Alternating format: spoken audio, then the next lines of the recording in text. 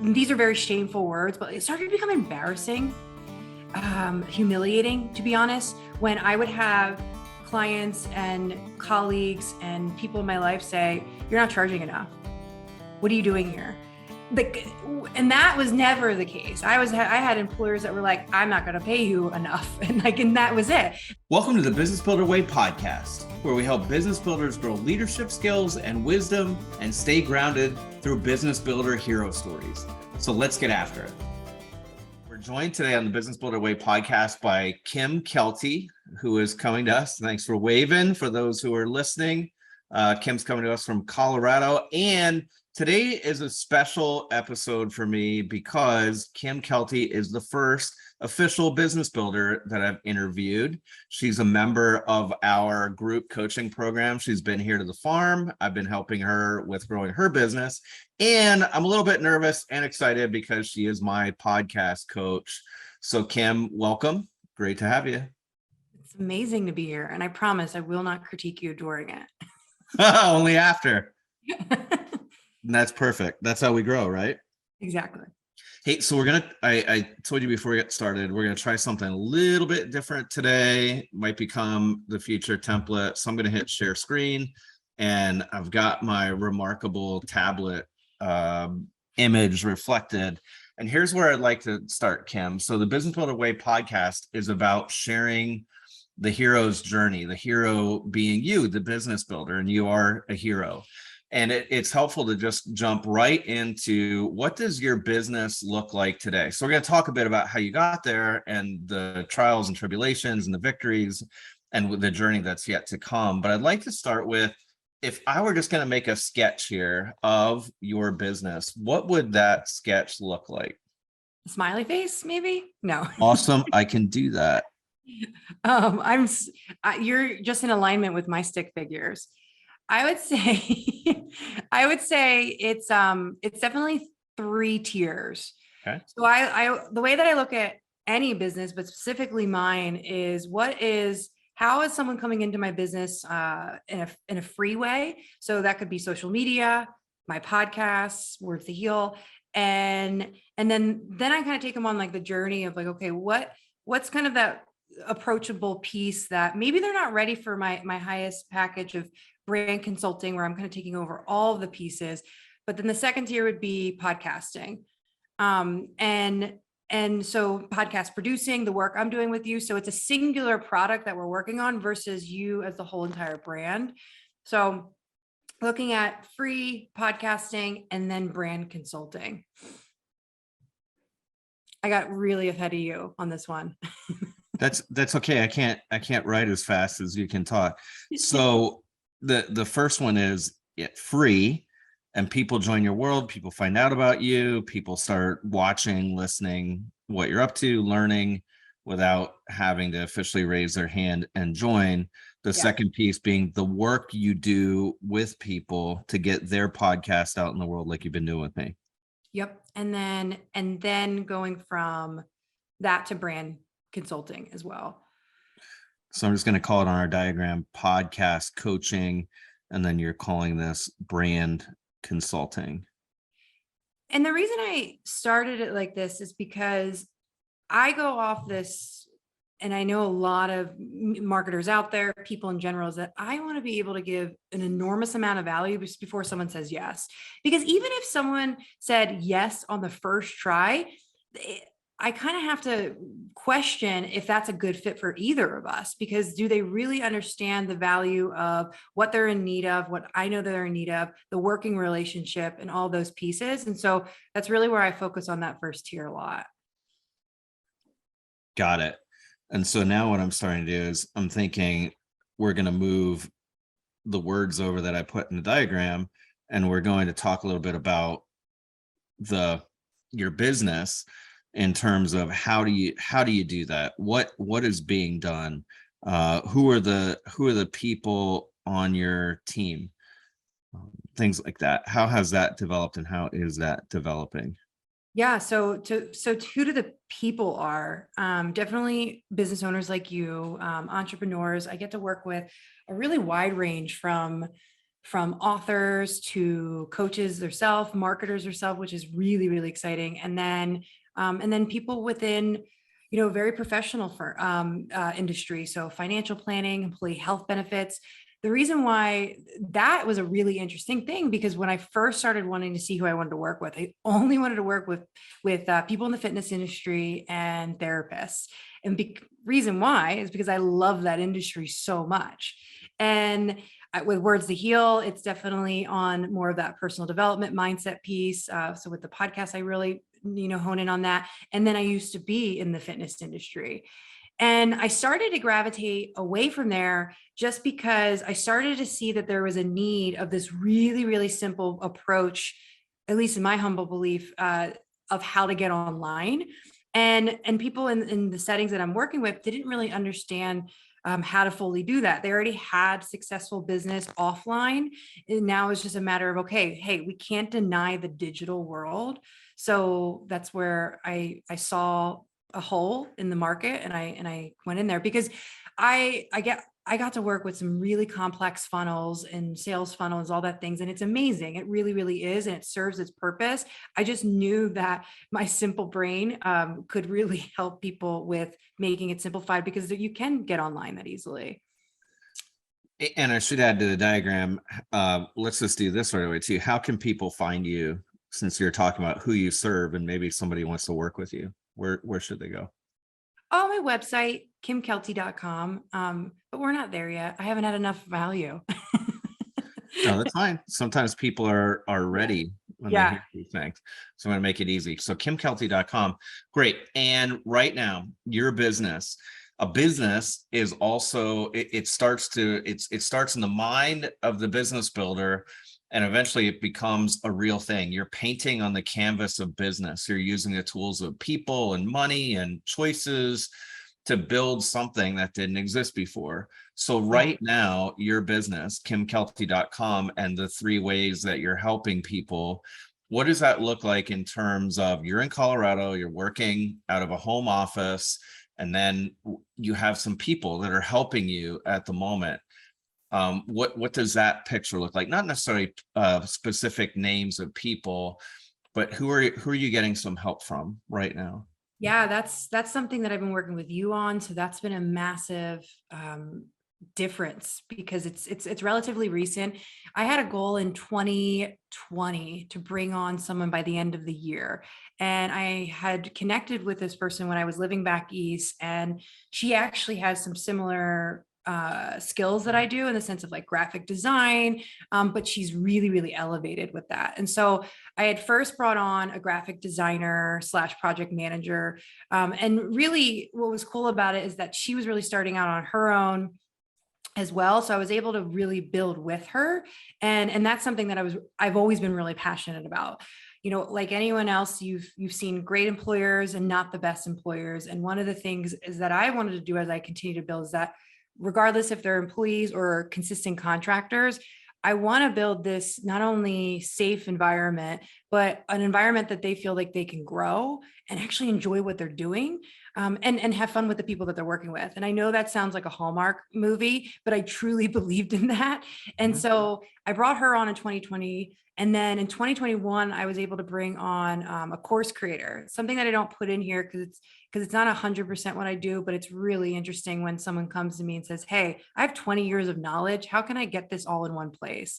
And so she came on in 2021, and she's helping me with kind of fine tuning courses, websites, those sort of things. And then in 2022 is when I said, okay, this podcast piece has been something that I love to do.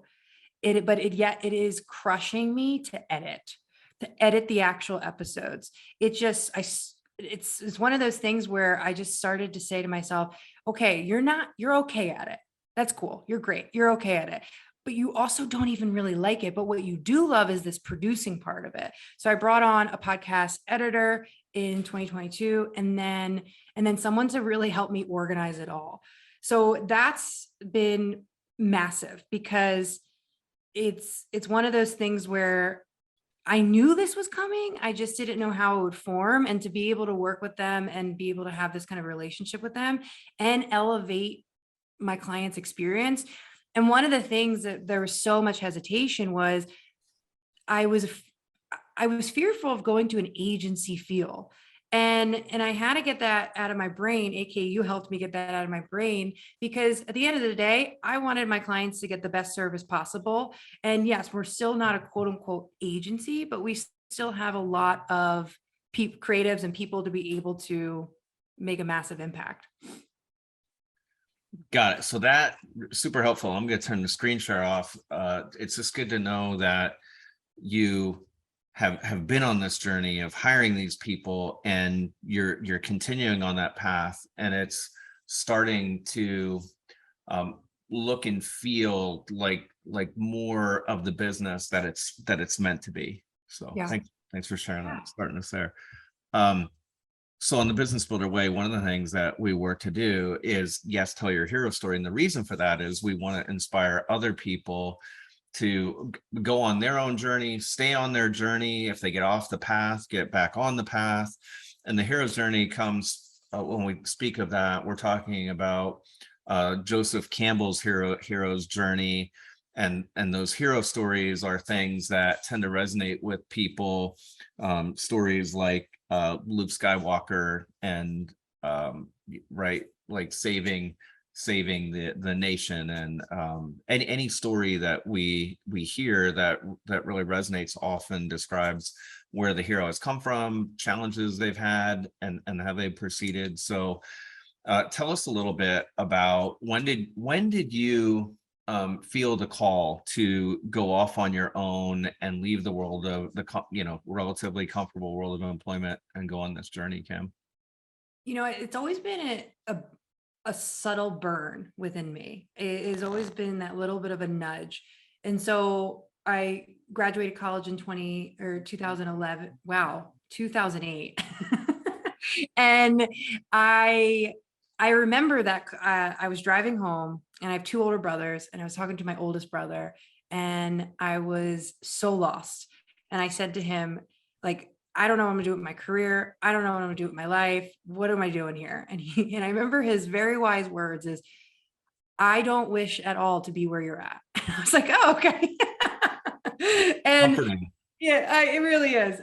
We're from East Coast, outside of Philly. It makes sense. And so when I started trying to figure out where I wanted to be within it, I started to see in each job, not at first, that I was number two. I would get into a career or get into a job, and all of a sudden I'd be up, and not so much like the cliche of like climbing up the ladder. Just somehow I gravitated to be right by the CEO or right by my manager at all places. Even when I was waitressing, like just even when those parts of my life. And so it was about 2015 that I started to really step into my voice. And that's actually when I started my podcast. And I started to get into the health and fitness industry. And so I was starting to individualize myself a little bit, even though I was still within a community and an organization. And then really around 2018, 2019 is when I started to have this burn become just a massive like fire, which I shouldn't say when I'm living in Colorado. We have a lot of fires. It's not full. Actually, this makes sense, the analogy, because of your logo. So this makes sense. It's a campfire. Now it's a massive campfire. Campfire is controlled. Okay. Campfires are controlled. I like that. Yeah. So we were just putting the sticks together. I've never actually put together a fire. Next time you come out to the farm. I will. Okay. Thank you. So that's when it really was burning. And I had no business getting into my own business. And I know you hear that a lot, and I know it's cliche, but it was true. I had just lost my mom very suddenly. I had left a career that actually is very in alignment with what I do now, because it just was not the best environment. And I got divorced, and in a 6-month span. So it really was not a good time, but yeah, it was my time. And so when I had a good job at that point. I was really, really grateful for them. I look now back because that was my Band-Aid job, AKA I still had this wound that I was healing through personal and professional relationships. And they were the best Band-Aid and ointment I could have ever gotten. And I had thought, okay, all right, I'm going to do something more serious. I'm going to get a little bit outside of this. And so I had connected with a career coach. My stepmom had connected me with one. And I just said to myself, I can't do this. I don't want to go into an interview setting. And it was weird. It wasn't just the normal get outside your comfort zone fear of like, okay, Kim, you don't like interview settings, which I kind of do, actually. I love interviewing clients when I will get to work with them, because I think it's the same thing. They're interviewing me, I'm interviewing them. And so I then said to myself, I can't do this. I got to go out on my own. And I had given myself a date of June of 2019. And I have this weird loyalty, and I want to put a disclaimer. I don't really recommend this, but this was my journey. I have this weird loyalty that I don't like to look for any business or any job until I leave it. It's Okay. not the greatest. And because my employer's like, okay, so what's next? I'm like, I don't know.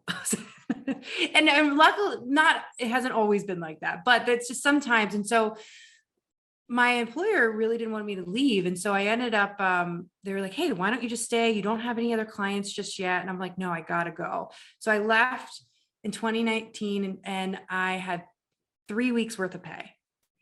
And I ended up getting 1 client, then 2 clients, then 3 clients, all within the first month. And then I could, okay, this is keeping me right at water. My head was a little bit above water, but honestly, it was kind of sinking a little bit too. And so that's where it all started. So 2015 is when you started to think, I'm going to have my own business, or you started to step into your voice. And what was the first podcast called? It was Balance Over Perfect. And I would do a lot of episodes proving what balance meant. And so I started to realize that. And what was really cool is that I learned that I was a perfectionist in a very different way than I even thought through the podcast. So that was cool. And the work that you were doing at that time fits into this the podcast coaching and creation that you do now, the brand consulting. It was in alignment with those things, similar. You were learning the tools of that trade. Yeah. I mean, I always say the story with the podcasting. It was for my former employer. He's like, hey, do you know how to put up a podcast? And I said, no.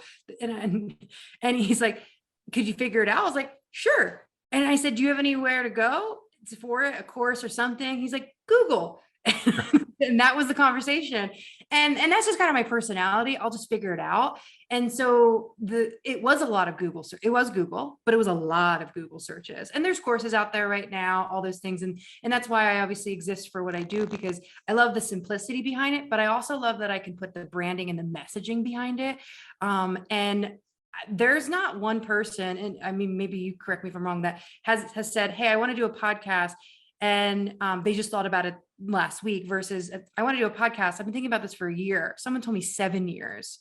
And I'm like, whoa. And it has a lot to do with the tech side of it. And that's where I saw that need. And so for a while there, I was just helping people launch their podcast for free. And because I loved it so much. And it was easy for me. But then at the same time, I started to see that they weren't following through, AKA the branding was up, just the name and the cover image, not so much the messaging I was working on.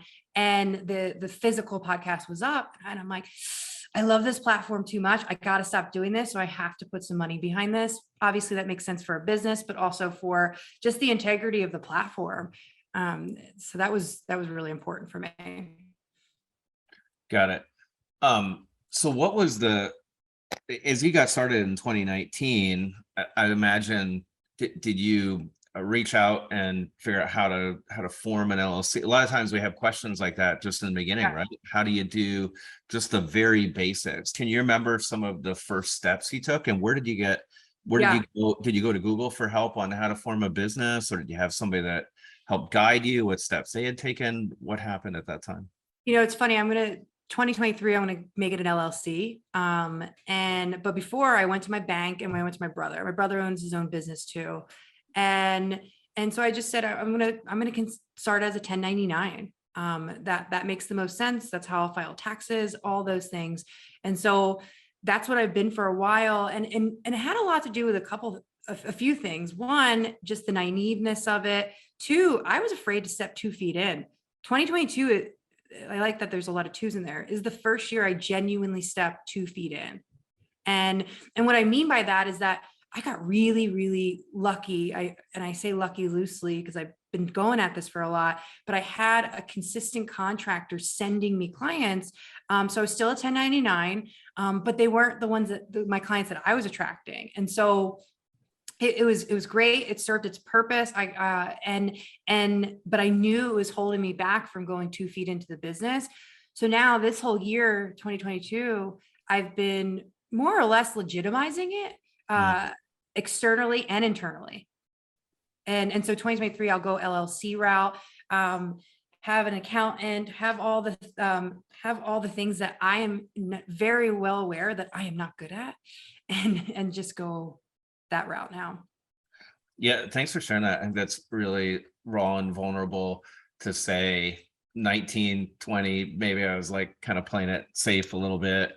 21, but it was working, it was good, and it was different than having a job, but you're still 20, 1099, like that. Legit year, the year 2022 was the year of legitimizing it.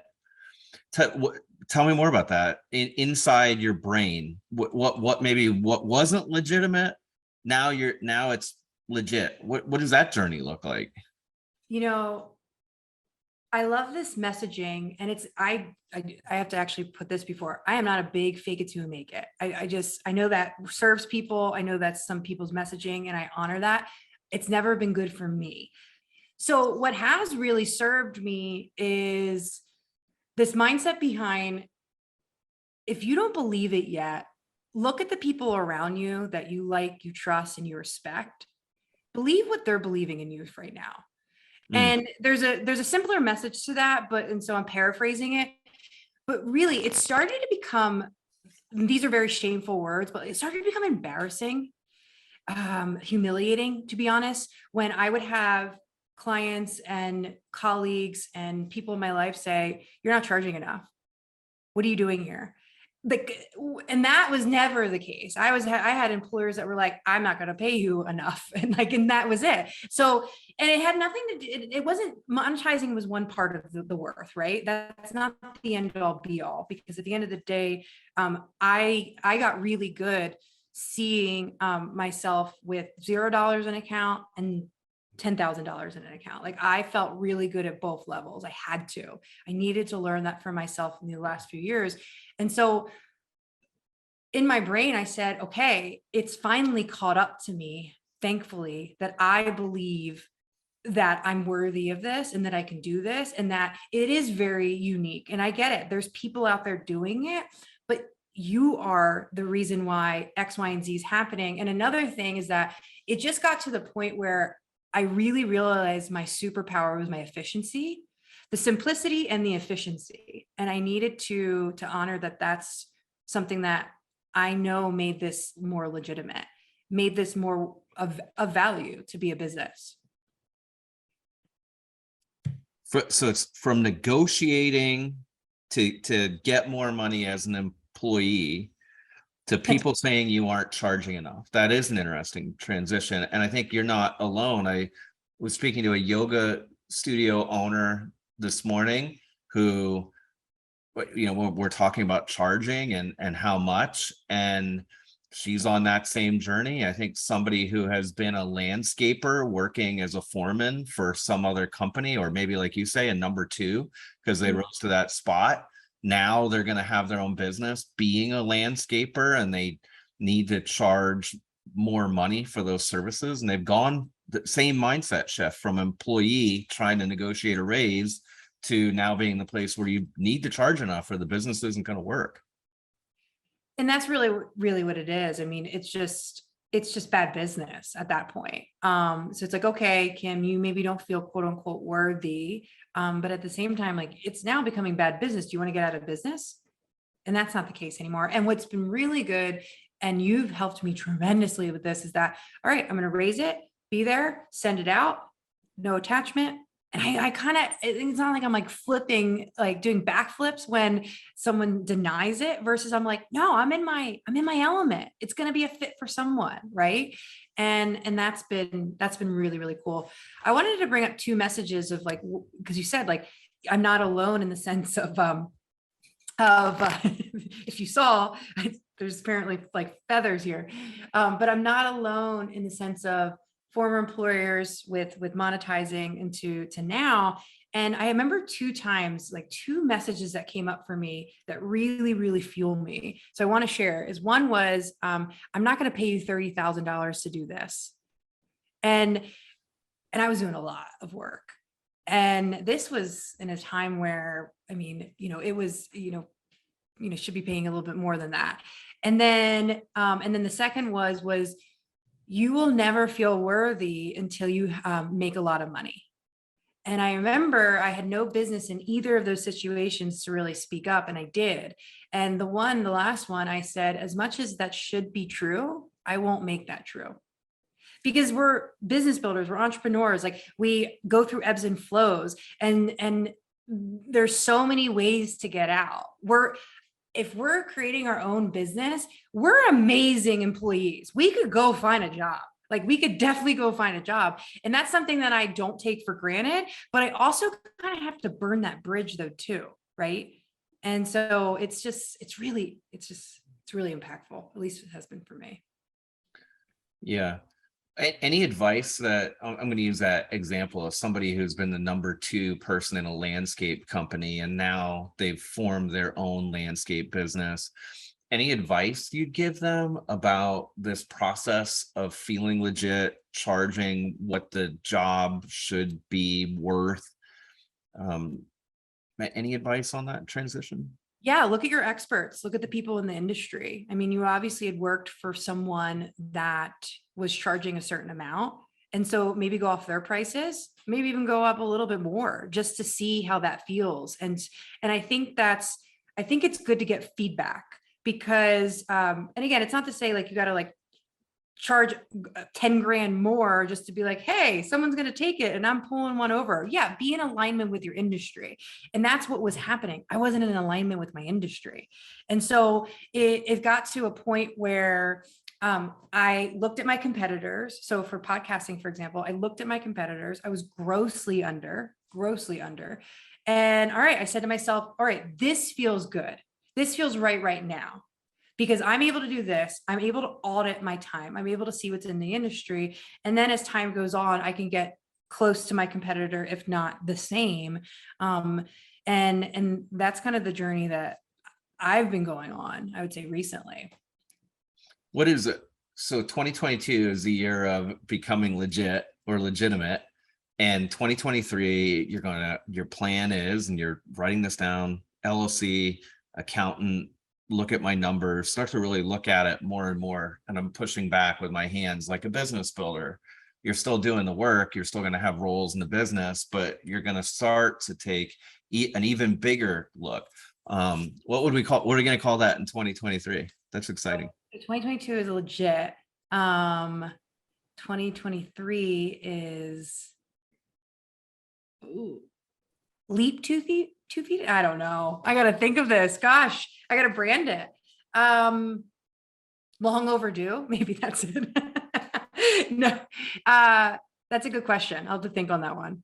Yeah, you don't even have an answer, but I like the idea that it's part of that growth journey. It's part of this process of what you're building, right? I wanted for a moment focus on this podcast coaching, helping people create podcasts. The landscaper goes out and sometimes designs and builds somebody's outdoor habitat, right? Like I've got a fire pit here that you've sat around, and it's stone, and it's in the middle of our yard, and it took a dream that my wife and I had, made it real, created it. And the person that installed that particular business, the owner, who I know, this guy Dan, he could do that himself, but of course now he has other people in trucks on crews that go, and he still does the initial design and consultation and selling, but then other people do the work. And so similarly, you are creating a business that is going to help people like me. You're doing it right now with me, and you're doing it with Matt Culp, another business builder, where similarly you're helping us with the ideas that are in our head, and you're creating something as tangible in the world as that fire pit. Yeah. So yeah, so that's become like your, like one of your products, one of your things that you're making in the Kim Kelty podcast factory, right? Yeah. I love it. Yeah. Yeah. I mean, it's, it's funny. I takes a little for me to process. I think it's divide and conquer is 2023. I've gotten good at delegation. I always get better. I think we all can, but yet I see the value of being able to say, hey, you go do this, I'll go do this. Let's come back together. Here's the amazing product. Client is super happy and able to put out their message in the world. And so that's been really, really massive for me. And I like the divide piece, and because we are all individuals, but we're coming together and we're conquering something together. And I have big goals for 2023. One of the big things is that I've been on my plate is that I want to invent something. I have no idea what that is. And so we'll see as we divide and conquer and do all these things together. And I like you said, let's come together. Let's come together. And I can picture you and your team, you and these people you're referring to coming together. So that's a great visual. How do you sit and think about, I want to invent something? How do you put that dreaming into action? Right now it's been 2022. I said to myself, I want to have more conversations about it versus in the years past, I'm like, hey, I think I want to do this. And so it's one of those things where I actually get excited when someone's like, well, what do you want to do? And I'm like, I don't know. Let's see. And it's just one of those things where at least for now, I have a model of a Sarah Blakely, the owner, the creator of Spanx. I don't think it's retail related, but I also don't pigeonhole myself. But she had created something that was a disruptor in the market, and it was positive for women and aesthetic and whatever it may be. And it was different for the market. Obviously, Uber is for a market disruptor in the market, and so right now the way that, and this is actually how I coach as well, is pick 2 to 3 people out there in the industry that have done something, has invented something that has been a disruptor in the market. And so that's what I've been sitting in for the last year and having conversations, and also dreaming with the crazy ideas. Like I had this idea of like having an app that you could vent to, so you could get, it's so silly. And I just go with it because here's the thing, like, it's also very in alignment with what I do, is because I do branding and brainstorming and all these creative pieces. The worst thing you can do when you're in a brainstorming session is judge it.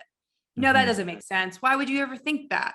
And I have been in many of those situations, and I'm like, isn't this like a safe place? It's like, so that's something that I've created for myself, and with people that I know to talk to about it, because it's just, yeah, it's really cool. And it's like, and yeah, we can think about all the logistics, because granted, if I look back how I started this business, yeah, I shouldn't have gone out. And I've had some friends and family be like, yeah, probably not the greatest idea. And I'm like, blinders on. And again, I don't want it to be a detriment to my livelihood or my family. And I know I don't take for granted that I do have the luxury of not having children yet. And so that helps in that sense. So yeah, just pick 3 people, sitting in it and having the conversations for now. Well, it sounds like you've made a real commitment. You said, I want to invent something, but what I really sense is more commitment than that. Like, I am going to invent something. Yeah. Right. You are going to invent something. You're not quite sure what, I love how you're not quite sure what that is yet, but you can sit in that uncertainty. You can take other people who have invented something. And I think it's important to point out that business builders are inventing things all the time. You've already invented something. Yeah. I get it that it's bigger than that. Like invent something with a big I, maybe a capital I for you, but you have invented something. This business of podcast coach, helping people create podcasts, plus the brand and image consulting that you're doing is already an invention. And Very you much. can take that farther. I agree. And I like how you're intentional with your words and says, I am going to invent something. And it's just, and I think why I feel excited about it still. I mean, I've been thinking about this for 10 plus years. And I just wasn't in an environment to really dream it yet. And that was okay. But now what I love about it for the last few years is that I'm just enjoying the process. And I know that's cliche, and I know you hear it all the time, yet it truly is the secret to it. Is like, are you really enjoying your process? Because A to Z, A being the begin, or A being the beginning, Z being the end, aka the ultimate goal, the money, whatever it is for you, it's not where we live 24/7. So why aren't we, taking advantage of the rest of the alphabet? And that's been my motto for the last few years. So there are some people that I have the Man in the Arena, which can be Woman in the Arena speech by Theodore Roosevelt behind me, and you are the woman in the arena. And I think it's good to note for people, it's not that you're sitting on the sidelines or in the stands getting stuck in, I'm going to invent something. I have to invent something. I can't have a business if I don't invent something. If it's not a market disruptor, then why bother? You started, Kim. You started doing more of what it was you already knew how to do, and now you've turned into this system and product, and that's going to help generate cash flow so you can hire people, free up more of your time, and do more work where you sit and think about the invention. It's a great system that you've got going. I appreciate that. And I couldn't agree more. And I don't know if it's my background, just, with my upbringing, with my athletics, but I have always felt you need to be in the trenches. And I've now translated it a little bit differently. You don't need to be miserable. I was miserable in a lot of those trenches. And so, but still in the trenches, still getting your hands dirty, in the sense of, I love the phrase that Gary Vee has, head in the clouds, hands in the dirt. And I do, like, I love being in the nitty gritty of something. Like, so nothing is below me, and I have no business even saying that ever in my life. And I'm glad I will always feel that way. And the reason being is because I know that what I'm doing now will only support whatever I will invent. And same from things before, like, and it's just being in a weight room for soccer and just getting ready for the season. And like, there's just no way that I would have reached the goals that I would have without seeing those, what I like to call those micro steps to get to the macro. And so, and I think this helps because I can dream big, but I also, my mind needs simplicity. It needs a 1, 2, 3 ABC. So that could be my edge, where I'm like, I need these small moments to even think about going big. And that was tough. Like, when I remember when I went out on my own, I'm like, okay, I need this amount of dollars to come into the bank account. How am I going to be able to do that? And one of the things that you and I are working on with the team is okay, like, let's not, all right, you got to that number. Now let's not pigeonhole you. Like, and it's not even about the number, it's just about the magnitude of what we're able to do impact wise. So yeah, that's been huge, because it's, yeah, it comes up a lot with me with the podcasting. Like, so I'm on season 3 of Words to Heal right now, launching soon. And I have quite a bit of episodes before, and I find myself hesitating sometimes because of the messaging of what it is. It's very vulnerable. I'm in the arena. I'm definitely having these conversations. And I got to say to myself, Kim, you want to be on a TED Talk. So get out there, like, get out there, put your message out there. And I don't have millions of followers. I was actually just looking at numbers, and I was blown away that my first channel had over 12,000 downloads. And I'm like, that's great. That's amazing. That's freaking awesome. And so now I'm like, okay, like, it will get there. And it's weird because it's not like, I've never been a numbers person, and I work with a lot of people that are, which is really funny, but I understand the magnitude of what the numbers do for the impact for the world. And like, when I think about some of the messages I have, that's why, right? And so it's been, and if I don't, I know again, I'm still in the process of just loving that process. So that's always it's a win-win for me, truly. There's two places I'd like to explore before we wrap up today. One is there are other business builders out there who have probably thought about joining a group like Business Builder Camp. And it doesn't need to be our group, it could be other groups too. So I know there's people that'll listen who have thought about joining a group, they're uncertain why or what that would look like, or maybe they don't feel like they're legit enough to do it, whatever the case may be. So I want to explore your Business Builder Camp journey. And then secondarily, I'd like to talk a little bit more before we wrap up about how people come to do a podcast and what they need. But let's start with the business builder journey. And it ties into this whole being legit, and it ties into divide and conquer for next year. And it ties into, I want to invent something, which you are.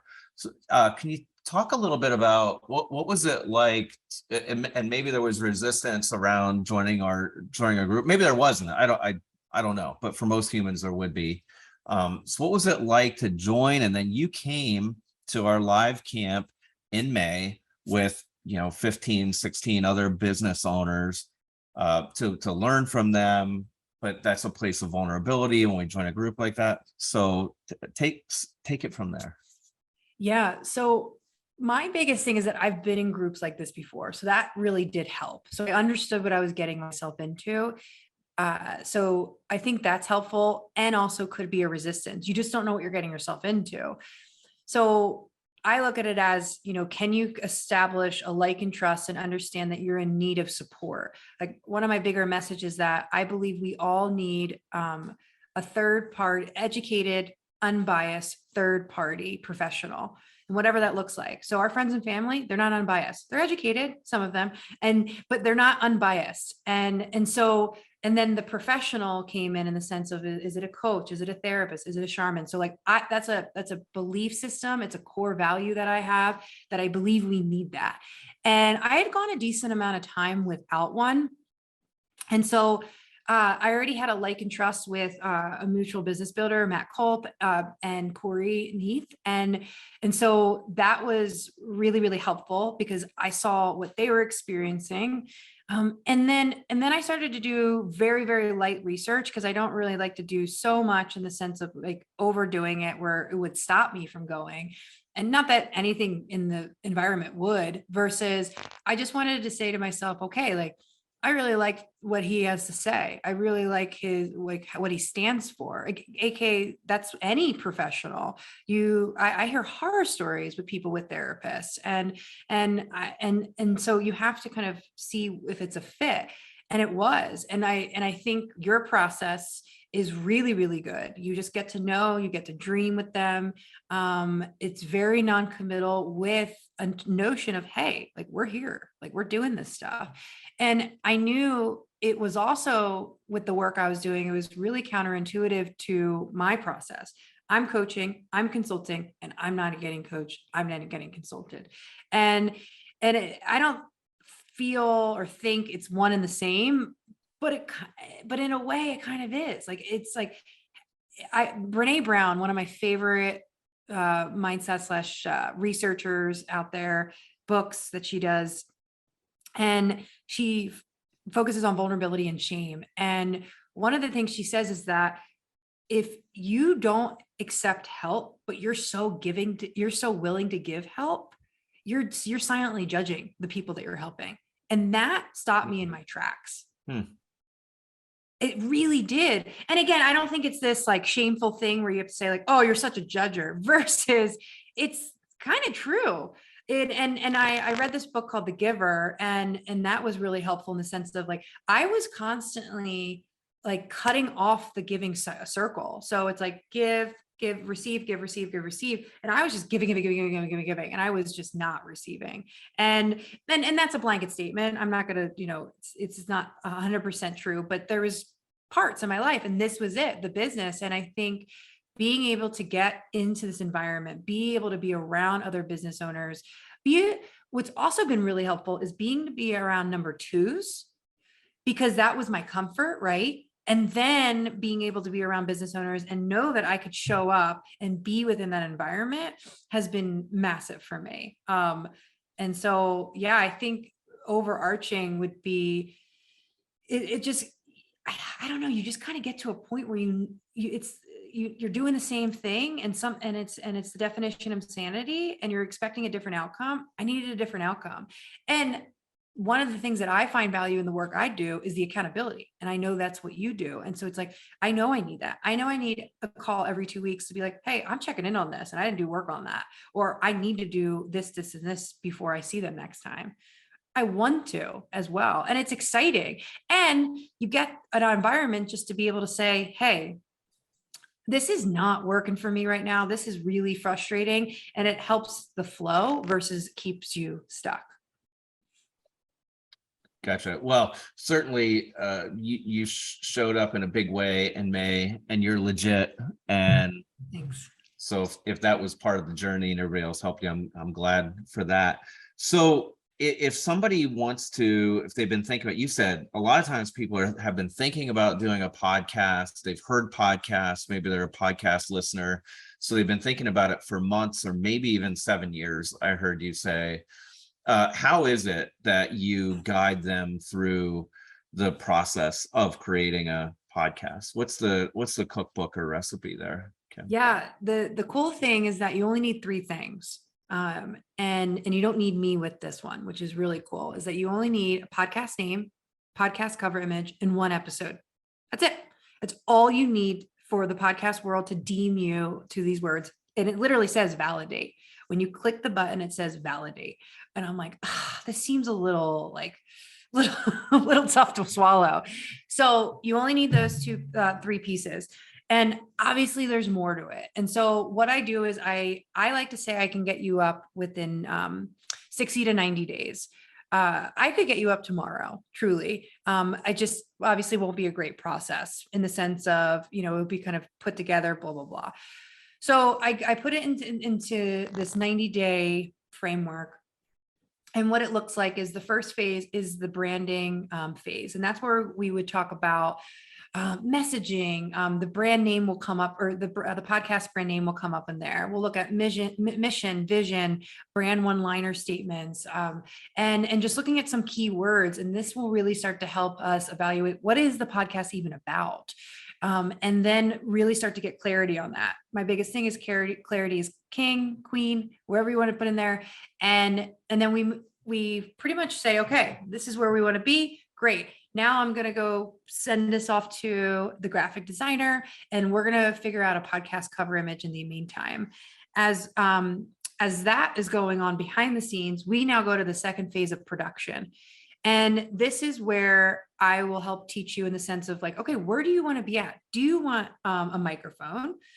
Do you want music in the beginning? Do you want all the tech stuff that will make the podcast more aesthetically pleasing, and also the flow you want? And that's actually where I recommend, hey, that's where, if you listen to podcasts, look at 2 to 3 and say to yourself, I really like this flow. I really like that they had music here. I really like how they dropped them into a story. So we start to see what you really like. And my biggest thing is like, hey, here is the framework of what's out there.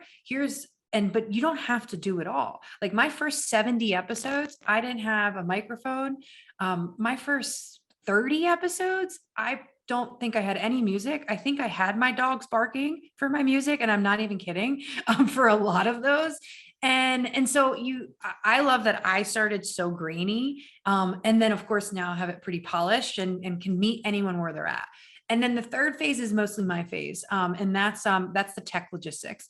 That is getting up everything on your hosting site, getting up all the logistics and all the back ends of what Apple is in need of, making sure it's connected on that end, and just really bringing all of it together. And yeah, I mean, that's that 3-part series.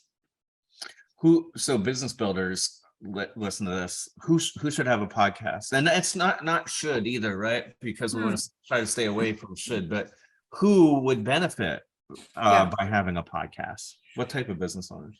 It's a great question. And here's the thing. Is it for everyone? It can be. Yeah. I mean, it is another social platform. It is, and I have to preface this, it's my favorite platform just because because I go off a mindset. I'm taking the in-person you and sharing that digitally. And I feel it's the easiest, most authentic way because you're connecting to someone's voice. And yeah, you can make that inauthentic. That's perfectly fine. But at the same time, I do feel people show up the best way they can on there. So when I think about who that avatar, aka the consumer, the customer for the podcast, I look at it as, do you have a message in your business that you want to consistently get out there? This is one way. Do you have a product that you want to get out there? This is one way. Even though, and I kind of have to put in a pin on that one for a second, that monetizing is not the first thing that you think of when you go to podcasting. And you could be like me in the sense that I wanted to build up my voice. I wanted to have a confidence boost on there. I work with a lot of people that do it just for fun because they want to get that messaging out there. They want to have those conversations with moms, or they want to talk about OCR training. So like the Spartans of the world, like, and so, but if you have a message and it connects to your business, great. But if you have just the message that you want to get out there, I think that's just great as well. Because when I started my podcast, it didn't 100% connect to my business. It did, but I wasn't connecting it, And so I look at it as, can you add enough value in the realm that you're in? And then that could lead to, like, for example, I'm working with people with podcasts, or could lead to people working with you in their business. But I always love the mindset behind you don't go into podcasting for monetizing reasons. You can, do not get me wrong. But it is another way of, just like I said, that first tier that I got is another way for someone to see value in you, to work with you if that's what your goal is. So. Gotcha. How do you listen to podcasts? How do you use podcasts on Apple or whatever platform you quote consume? I don't know about that word consume. I like the word use or utilize or benefit. Yeah. So I have probably 3 tiers. I have funny ones. So I used to do the Ron Burgundy one. That one, if you're going through a hard time and you like that kind of dumb humor, oh my gosh, it was the only time I would laugh, the Ron Burgundy one. And it's just, he had awesome guests on too. He had Deepak Chopra, the really big meditation guy on there. And they were doing a meditation, and Ron Burgundy, aka Will Ferrell, was ordering a salad. He was ordering a salad, and like, it was just hilarious. Like, and these people don't break character. Like, they are true to who they are. They're just thinking this guy is whatever. And so either way, so I go fun one. I do educational, so a lot more business, end of it. And then I do some personal ones in the sense of either mindset driven, or for me, just learning relationships. I'm really big on like understanding all relationships, intimate relationships, friendships, family. So that's been really big on me. That one I love. It's called Create the Love by Mark Groves. That one's one of my favorites. I love the business one, How I Built This. And again, there's so many underneath, but those are probably my top 3. Where do you listen to like, where are you? What are you doing? Are you doing something else when you're listening to podcasts? Oh, typically cleaning or driving. Yeah. Oh yeah. I might have to try it. So I've been doing more dishes lately, and I've been watching Netflix, but I'll have to try doing dishes and listening to a podcast. Yeah.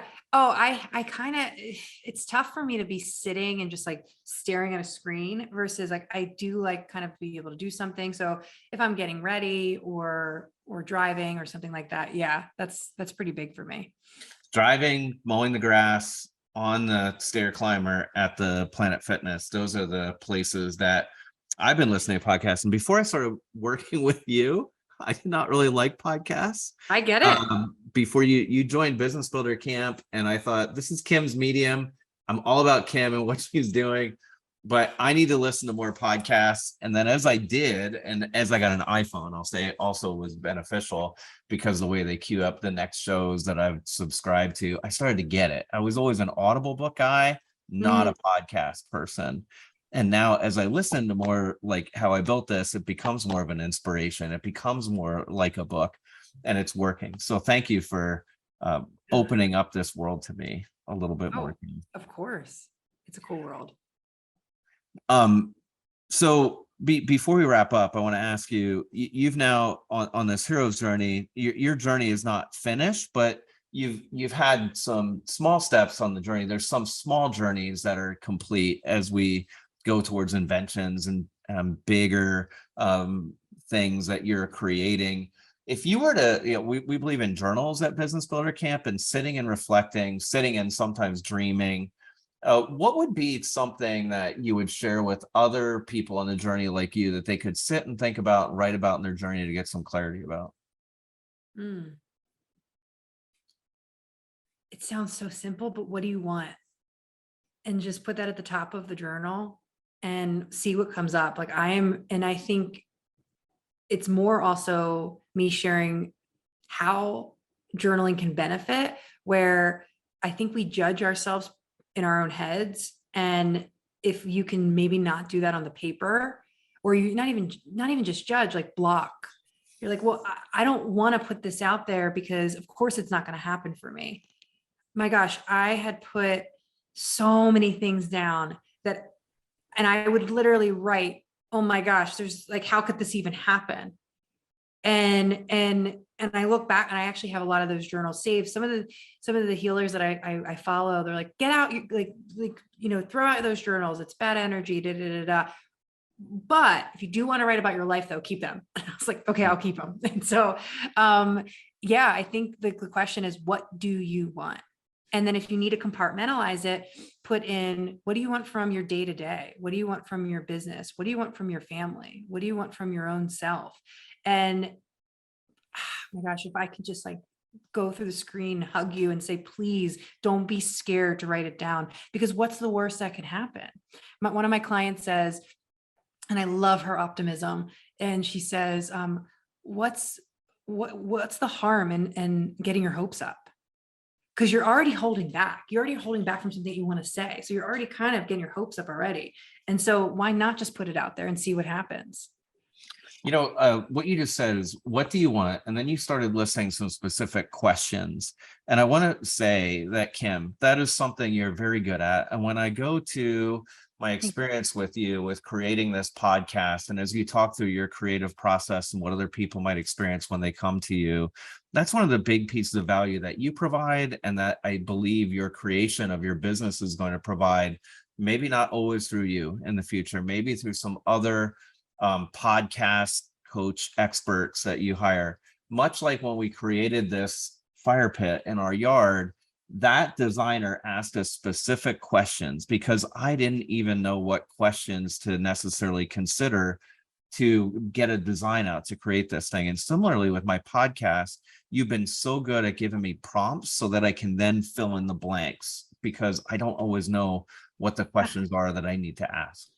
I think that's needed. I think that's a humility that we need as business builders, is that one of the things that it's like, hey, you don't even know the questions, let alone the answers. We're constantly, as I think as society, like, I need to know the answer. It's like, do you even know the question? It's like, go in the cave and just see what that looks like. And I admire that a lot about you too. It's like, you take it in, you process it, and it comes out. And oh gosh, if I could journal every single day and that be my career, actually, I'm going to write that down. And then also, I think one of the things that you bring to us that we could journal about or write about is, what is our message? And I don't remember your exact words. What is our message that we want to share with the world? What message?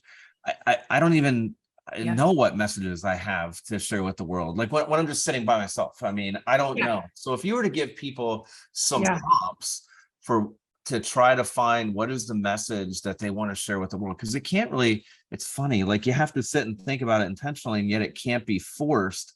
I can't try to come up with, you know what, I'm going to come up with a message to share with the world, and then I just got to really bring my business to a whole nother level. It doesn't work like that. It's when I tap into what is already true for me that I want to share. So how would you help people journal through that? and you just hit the nail on the head. Like this is kind of the combination I like to go off of is how can you keep it organic, aka true and authentic to you, and add a methodical approach to it. And that's where these prompts come in. And so, so I have quite a bit of prompts, and you've obviously seen them, but I like the simplicity of what, why, how. And so I use this actually in a social media framework on how to create posts, but then you could do it kind of in any parts of your life. So it's like, what is the message that keeps on coming up for you that you consistently talk about with your clients or colleagues or friends? Again, if this is something for fun. Why does it matter for you to share this? Why does it matter for someone to hear this? And then the last piece would be, how can I go share this into the world? How can someone take away from something? And I'll give you an example. So Words to Heal, that came from some very painful experiences that I really wanted to be able to give some purpose to. And so one of my messages is actions. We hear action speaks louder than words. This is a place where actions and words speak just as loudly. And I'm just really trying to align them. And then the other one with this last series or these last couple seasons is we can all relate to pain. My hope is that we can also relate to healing. And that's not true. The second is not true. The first is 1000% true. And I have that much conviction. There is not one human living being that has never experienced pain. I don't care if it's a cut or it's a loss of a parent. And so, but I know for a fact that it's not 1000% sure that we all can relate to healing. There's so many people that deny it. And so that's where I started to really connect my messages. And I went down this what, why, how kind of approach. Again, is it authentic to you, true to you? And two, can you put this methodical approach to it? Very nice. Yeah. So your why really came through right there. So thanks for that. Oh my God. It is. Thank you. I'm going to record more episodes after this. Thank you. So people can write what, why, and how, and then they could contact you. They can go to kimkelty.com. And is there a way that, what would it be like if somebody contacts you, they have their what, why, how started, they don't have to have it finished. How do you create with them initially? How would they get started? Yeah, you do not have to have anything. It's just more of an urge of like, hey, I think I need this. And then I fill in the holes. That's the first conversation, is just getting to know each other. I always look at it as a dating experience. It's like, hey, we're getting a cup of coffee. We're not getting married today. And truly, I just want to kind of get to know each other because, like I said, I'm interviewing you just as much as you're interviewing me, and seeing, because it's for me, it's more of a relationship piece. But then the main thing is, do I even have the services to provide for you? And that's something you'll see it on my website, is if that conversations, I feel that I can't provide that, or I don't have the capacity, or whatever it may be, I will share 3 to 5 more people that does. And that's something that I'm really massive of, because I just feel like it's just a cycle of just kind of being able to work with each other. So that first conversation really, I think the biggest thing is have something in mind. I do typically work with someone that has an idea in mind, or has a current business in mind and needs to enhance it. And yeah, we just have a lot of fun and create.